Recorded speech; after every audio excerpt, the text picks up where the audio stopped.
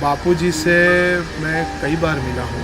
सत्संग में आज आप मीडिया के माध्यम से आपको बताना चाह रहा हूँ कि मैं बहुत जल्दी आ रहा हूँ और महाराज जी हम आपको मंच पे मिलेंगे। और बापूजी के हाथों ही ये देश विश्व गुरु बनेगा, साक्षात अवतार है। तो प्रभु श्री राम को आज कोई भगवान राम मानता नहीं, मेरा ऐसा मानना है। बापूजी जो है केवल मेरी नज़रों में संत नहीं, ब्रह्मनिष्ठ महात्मा है। डॉक्टर धर्माचार्य स्वामी विवेकानंद विश्व हिंदू परिषद से, भारत माता मंदिर से हूँ। मैं यही कहना चाहूँगा कि हिंदू समाज को और हिंदू समाज के जो भी संत, पूज्य संत जन हैं, उन सबको एकजुट होकर इन विदेशी ताकतों से आज निपटने की ज़रूरत है। ये बिल्कुल साफ है कि आज जो भी संत समाज या कोई भी सनातन हिंदू धर्म के जागरण के लिए पहल कर रहा है, तो उसको षड्यंत्र के तहत फंसाने का, उसको दबाने का और लोगों के हृदय में ऐसे व्यक्ति के लिए अश्रद्धा पैदा करने का एक सुनियोजित षड्यंत्र रचा जा रहा है। उसको हिंदू समाज को समझना पड़ेगा और समस्त संत समाज को भी समझना की आवश्यकता है। इसके लिए सर्वप्रथम हमको यही करना पड़ेगा कि समग्र हिंदू समाज इन विदेशी ताकतों को समझे और विदेशी षड्यंत्रों को समझे। और मैं सनातन धर्म की बात करता हूँ, सनातन संस्कृति की बात करता हूँ, सनातन सभ्यता की बात करता हूँ।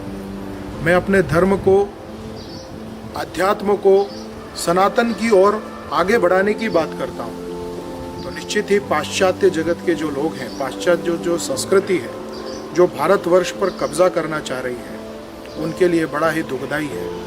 अब ऐसे संतों को, ऐसे महंतों को और धर्म की हानि कैसे हो और ये हिंदू धर्म का समूल कैसे नष्ट हो, ये बहुत बड़ा षड्यंत्र चल रहा है। तो इस षड्यंत्र से सनातन हिंदू समाज को और समस्त पूज्य संतों को एकजुट होकर ये लड़ाई लड़ने की आज आवश्यकता है। लेकिन जहाँ तक मैं समझता हूँ और जहाँ तक मुझे जानकारी है, जिस समय बापूजी के खिलाफ षड्यंत्र चला उस समय कांग्रेस की सरकार थी। निश्चित ही कांग्रेस ने षड्यंत्र करके परम पूज्य बापूजी को इस षड्यंत्र में फंसाया है, ये सर्वविदित है। कुछ और भी कारण हो सकते हैं, लेकिन मैं यही मानूंगा कि ये बापूजी जो हैं केवल मेरी नज़रों में संत नहीं, ब्रह्मनिष्ठ महात्मा है, साक्षात अवतार है। और अवतारी पुरुष अपनी लीलाएं करते रहते हैं और ये जो भी प्रकरण है वो मैं उनकी लीलाओं में ही देखूंगा। क्योंकि देखो, भगवान श्री राम को भी 14 वर्ष का वनवास हुआ था और 14 वर्ष का अगर वनवास होता नहीं तो प्रभु श्री राम को आज कोई भगवान राम मानता नहीं, मेरा ऐसा मानना है। तो निश्चित ही बापूजी हम सब के बीच में बहुत जल्द आने वाले हैं और बापूजी अपनी लीलाओं को, जो अभी जो लौकिक जो लीला है उसको समेटकर बहुत ही जल्दी पूरे भारत को पुनः विश्व गुरु की ओर ले जाने का जो उनका संकल्प पूर्व में था, वो वर्तमान में देखा जा सकता है। और बापूजी के हाथों ही ये देश विश्व गुरु बनेगा, ऐसा मुझे पूरा विश्वास है।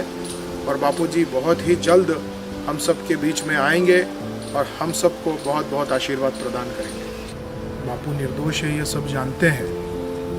बापू को फंसाया गया, ये भी सब जानते हैं। लेकिन वर्तमान समय की और पूर्व की कुछ परिस्थितियाँ ऐसी रही होंगी, और मैंने पहले भी आपको कहा अभी कि वो बापू की ही लीला है, वही जाने। लेकिन निश्चित ही बापूजी हमारे बीच बहुत जल्दी आएंगे। इससे ज़्यादा मैं आपको कुछ नहीं कहूँगा। और हमको जो बात आगे करनी है, किस प्रकार से करनी है, कैसे रखनी है, हम रखेंगे और रख भी रहे हैं। विश्व हिंदू परिषद के पूज्य अशोक जी सिंहल बापूजी के बहुत प्रेमी भक्त थे। वो उनसे बहुत प्रेम रखते थे, स्नेह रखते थे। और देखो, निश्चित ही उनका प्रभु श्री राम का मंदिर बनना का जो सपना था वो पूर्ण हुआ। निश्चित ही उनका संकल्प था, उनकी सूक्ष्म सत्ता आज भी हम सबके बीच में विराजित है। और वही सूक्ष्म सत्ता कहीं न कहीं ऐसी कृपा करेगी कि बापूजी बहुत जल्द हमारे बीच में आएंगे, हम सबको दर्शन देंगे। पुनः ही भारतीय संस्कृति को विश्व गुरु के आसन पर आसीन करने के लिए वो तुरंत अपनी दिव्य शक्तियों का आशीर्वाद देंगे और बापूजी हम सब के बीच में जल्दी आएंगे। मेरा तो यही कहना है। बापूजी से मैं कई बार मिला हूँ। सत्संग जी ने मुझे समय दिया।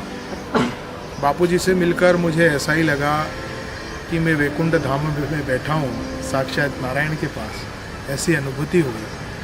और ब्रह्मनिष्ठ महात्मा है, वो अपनी अलौकिक लीलाओं में बैठे थे और मुझे मार्गदर्शन दे रहे थे। और निश्चित ही बापूजी के श्रीमुख से भी मैंने सुना। मैं आज आप मीडिया के माध्यम से आपको बताना चाह रहा हूँ कि मैं बहुत जल्दी आ रहा हूँ और महाराज जी हम आपको मंच पे मिलेंगे। बिल्कुल। तो उनका संतों का जो संकल्प होता है वो व्यर्थ नहीं जाता है, संतों का संकल्प सिद्ध होता है। और बापूजी बहुत जल्द हम सबके बीच में आएंगे, ये मेरा मानना है। और मैं ईश्वर से प्रार्थना भी की मैंने कि, और बापूजी से भी मैंने प्रार्थना की कि बापूजी आपकी जो लीलाएं हैं वो हम समझ नहीं पा रहे हैं, आप जल्दी ही पुनः वापस आएँ और भक्तों को दर्शन दें। बहुत बढ़िया लगा। अभी मैं जोधपुर आश्रम में हूँ और जोधपुर आश्रम में मैं सुबह से 4 बजे से देख रहा हूँ कि आज भी हज़ारों की संख्या में बापूजी की एक झलक पाने के लिए लोग पागल से बने हुए हैं। तो ये ऐसा ही नहीं होता। लोगों को बरगलाने का षड्यंत्र के तहत अश्रद्धा पैदा करने का बहुत घिनौना षड्यंत्र रचा, लेकिन वो उसमें सफल नहीं होता। मैं भारतवर्ष में धर्म जागरण के लिए घूमता हूँ। पूरे भारतवर्ष में बापू के आश्रम देखे। बापू जी सत्संग करते थे और समाज के बीच में थे। उससे बढ़कर और चढ़कर ज़्यादा सेवा अभी में देखने को मिल रही है मुझे। और बापू जी के आश्रम में भक्तों का तांता उससे भी बढ़ गया है। अभी मैं जोधपुर आश्रम में देखा, कहीं पैर रखने की जगह नहीं है। इतने साधक भाई बहन हैं, माताएं बहनें हैं। और हम किसी महापुरुष को बदनाम कर सकते हैं, लेकिन किसी महापुरुष की कृपा अगर किसी व्यक्ति को मिलती है तो वह व्यक्ति उस महापुरुष की कृपा को अपने हृदय से नहीं निकाल सकता और वो उन महापुरुष के श्री चरणों में ही आसक्त रहता है, ऐसा मेरा मानना है।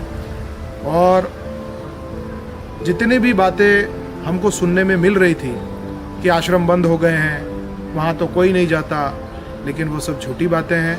यहाँ पर आकर मैंने देखा कि आश्रम बहुत ही सुंदर रूप से चल रहे हैं। यहाँ के सेवा कार्य देखकर भी मुझे बहुत प्रसन्नता हुई। यहाँ की गौशाला की गाय देखी, इतनी प्रसन्न और हष्टपुष्ट है। भोजनशाला में माताएं बहनें भाई सब निस्वार्थ भाव से सेवा कर रहे हैं। तो मेरे पास ज़्यादा शब्द नहीं है।